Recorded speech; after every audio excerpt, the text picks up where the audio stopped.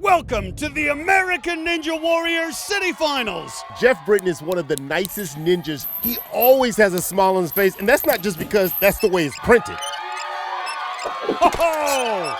Now the invisible ladder is all that's standing between him and the buzzer. What? Another buzzer for Geoff Britten. Nia Kai, sister from Ninjago, has made it all the way to the invisible ladder. I don't think she can bend her elbows. She has to use the kip technique to get to the top. An amazing performance out of Nia. I see you, Nia.